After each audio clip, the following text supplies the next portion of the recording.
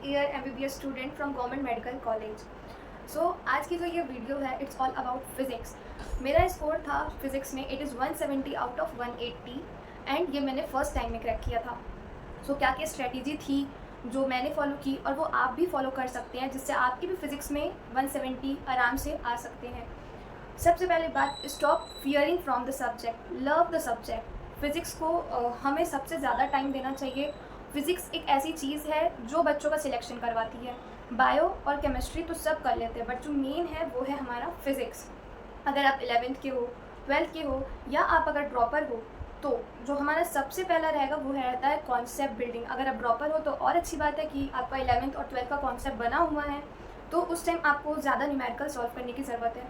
अगर आप 11th के हो या 12th के हो और आप फर्स्ट टाइम किसी भी चैप्टर को स्टार्ट कर रहे हो, तो सबसे पहले क्या करना है कि अगर आप कोचिंग जा रहे हो या आप ऑनलाइन स्टडी कर रहे हो घर से, कोई भी चैप्टर अगर हम स्टार्ट कर रहे हैं या हम यूट्यूब से वीडियो देख रहे हैं, कोई भी पर्टिकुलर टॉपिक अगर हम उसमें कंप्लीट कर रहे हैं, सबसे पहले हमें उसे 2 से 3 बार रिवाइज़ करनी है। जो हम नोट्स बना रहे हैं फ़िज़िक्स के, उसे हमें 2 से 3 बार रिवाइज़ करना है। रिवाइज़ करने के बाद हमें हमारी मॉड्यूल में या फिर जो भी हमें प्रोवाइड किया गया है हमारे इंस्टीट्यूट से, उसमें आके सर्च करना है कि उससे रिलेटेड कौन से क्वेश्चंस उसमें गिवन हैं और उसे हमें फ़र्स्ट टाइम सॉल्व करना है। सॉल्व करने के बाद हमें जाना है PYQ। हमारे सारे चैप्टर्स कंप्लीट होने के बाद जब हमारे पूरे PYQs हो जाए, उस टॉपिक से रिलेटेड जितने भी हमारे सेक्शंस गिवन होते हैं हमारे मॉड्यूल में, ईज़िएस्ट से लेके टफेस्ट तक, वो सब हो जाने के बाद हम जब आगे चल दें तो हमें पीछे का रिवीजन करते रहना है। और सबसे अच्छा की पॉइंट जो फिज़िक्स में हमारे साथ मेजर रहता है कि फार्मूला याद नहीं है, और फार्मूला याद नहीं है तो क्वेश्चन नहीं बनेगा। एक बार कॉन्सेप्ट बिल्ड होने के बाद सबसे अच्छा काम ये रहेगा कि जब आप अपने कोचिंग से आ जाएँ और जब आप अपना नोट्स रिवाइज़ कर रहे हों, उसी टाइम एक वाइट चार्ट पेपर में डिवीज़न करके चैप्टर और उसके नीचे अपने जो मेजर हमारे फार्मूलाज है उसे लिख के अच्छे से स्केच से और बॉर्डर बना के उसे रख लीजिए। जैसे कि पीछे दिख रहा है मेरे वॉल पे, ये मैंने अपने 11th स्टैंडर्ड से करके रखा हुआ था और ये बहुत ही ज़्यादा यूज़फुल है। इसे हम डेली अगर रात को देख भी लें तो इससे हमें हमारे जो फॉर्मूले हैं वो याद रहेंगे। बहुत ही ज़्यादा बेनिफिशियल भी है। और साथ साथ अगर आपको फार्मूला के लिए शॉर्ट नोट्स बनाने हैं जो इसमें सफिशिएंटली नहीं आ पा रहे हैं, तो वो आप एक पेपर में भी बना सकते हो।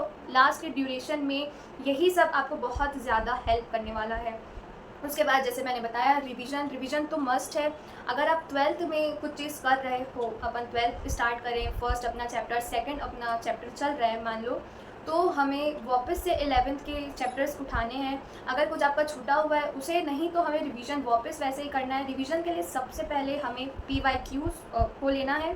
PYQs ऐसा रहेगा कि अगर आप अपने फाइनल नीट एग्ज़ाम से पहले 15 to 16 टाइम्स भी कर लें और वो अगर आपको याद भी हो जाए तो इट्स, जैसे हम टॉपिक्स के क्वेश्चन को भी सॉल्व कर लेंगे, हमारे पूरे PYQs हो जाएंगे और हम नेक्स्ट चैप्टर में जब मूव ऑन करेंगे तो हमें डेली रात के 1 आवर या 2 आवर का एक ऐसा ड्यूरेशन रखना पड़ेगा जिसमें हम 1 आवर में बायो एंड केमिस्ट्री का रिवीजन कर पाए और 1 आवर सेपरेट हम फिज़िक्स का रिवीजन कर पाएँ। मान लीजिए अगर हम 1-2 चैप्टर आगे बढ़ गए तो हमें उस चैप्टर को छोड़ना नहीं है, उसे हमें रिवाइज़ करना है। अगेन सबसे पहले वही PYQs के थ्रू जाना है, क्योंकि जितने बार हम क्वेश्चन सॉल्व करेंगे उससे हमारा कॉन्सेप्ट बनेगा। नेक्स्ट टाइम अगर उसी कॉन्सेप्ट बेस पे हमें कोई क्वेश्चन मिलेगा तो उसे हमें सॉल्व करने में बहुत ही जल्दी होएगी। तो ये हम कर सकते हैं, डेली 150 to 200 क्वेश्चन सॉल्व करने ही हैं, ये तो मिनिमम है। इससे हमारा कॉन्सेप्ट भी बनेगा और जो PYQs हैं उस टॉपिक से रिलेटेड उन्हें सॉल्व करना है। अभी जैसे हमारे पास टाइम है, अभी अगस्त चल रहा है एंड एग्ज़ाम होएगा मई में, so we have a time ना। तो अगर आप फर्स्ट टाइम कर रहे हो या सेकंड टाइम कर रहे हो, मेक अ सेपरेट कॉपी। आप जो भी बुक से सॉल्व कर रहे हो क्वेश्चन, उसमें उस कॉपी का पेज नंबर लिखो और जो आप बुक का जो क्वेश्चन कर रहे हो उसे कॉपी में लिखो पेज नंबर। तो इससे क्या होगा, जब आप इन फ्यूचर जब जल्दी जल्दी रिवीजन करोगे उस चीज़ का, एक दिन पहले, एक वीक पहले, तो बहुत ही ज़्यादा बेनिफिट होगा और उसका बेनिफिट आपको आगे जाके समझ में आएगा। एक बार PYQs हो जाने के बाद, ठीक है, नेक्स्ट डे हमें फिर वही रिपीट करना है। जैसे इवनिंग में हम आ गए, हमने क्वेश्चंस लगा लिए, नेक्स्ट डे मॉर्निंग फिर से वो क्वेश्चंस को हमें सॉल्व करना है, वो PYQs को हमें सॉल्व करना है। ये हो जाने के बाद जैसे हमारी टॉपिक आगे बढ़ते जाएगी, डेली जो टॉपिक्स चल रही हैं उसी चैप्टर से रिलेटेड उनके क्वेश्चंस लगाने, उनके PYQs लगाने। एक बार जैसे ही वो चैप्टर हमारे कोचिंग में ख़त्म हो जाए, उसके बाद कंप्लीट चैप्टर के नोट्स का रिवीजन करना है और कंप्लीट हमें सारे क्वेश्चंस वापस से लगाने हैं। सारे PYQs वापस से सॉल्व करने हैं और किसी भी रफ कॉपी में नहीं, एक अच्छी सेपरेट कॉपी बना के, ताकि वो रिवीजन में बाद में बहुत ज़्यादा बेनिफिशियल हो। ऐसा करने पे मुझे तो बहुत अच्छा बेनिफिट मिला था इस चीज़ का। और रही बात NCERT की, तो मॉडर्न फिज़िक्स 12th में, उसके लिए तो NCERT मस्ट है। पहले एक बार कॉन्सेप्ट बिल्ड हो जाए नोट्स के थ्रू, उसके बाद अगर आप NCERT में जाएंगे तो 1 से 2 बार ही पढ़ लेंगे तो वो सफिशिएंट रहेगा मेरे ख्याल से। इतना तो सफिशिएंट है। डेली आपको जो क्वेश्चन प्रैक्टिस करनी है वो मिनिमम। सो लास्टली मैं अपनी वीडियो को सम अप करना चाहूँगी ये सारी चीज़ों को कंक्लूड करके कि सबसे पहले अपने कॉन्सेप्ट बिल्ड करिए, टॉपिक से रिलेटेड क्वेश्चन सॉल्व करिए, PYQs मस्ट सॉल्व करना है, और हमें जितना हो पाए रिवीजन के time 15 to 16 times up to the NEET exam हमें PYQs सॉल्व करने हैं।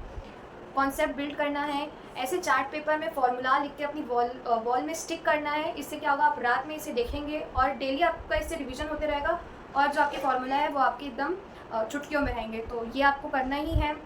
और रही बात हमारे रिवीजन की, अगर अपन 12th का कर रहे हैं तो हमें 11th को रिवाइज़ करना है। अगर हम ड्रॉपर है और हम ड्रॉपिंग में 11th को स्टार्ट किए हैं, तो हमें साथ साथ जो 12th के चैप्टर्स थे जो थोड़े वीक थे या जिसमें कॉन्फिडेंस नहीं है, उसे करते रहना है।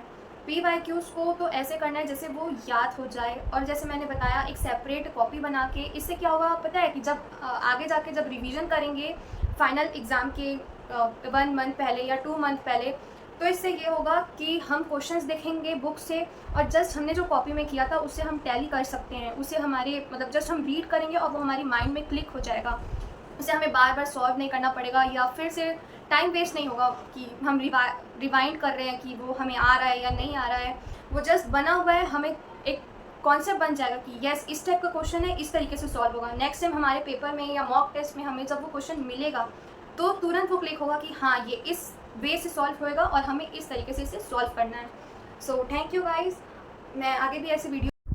So here is the chart जो मैंने बनाया था अपने 11th स्टैंडर्ड में, कंटेन ऑल द फॉर्मूलाज, देख सकते हैं आप।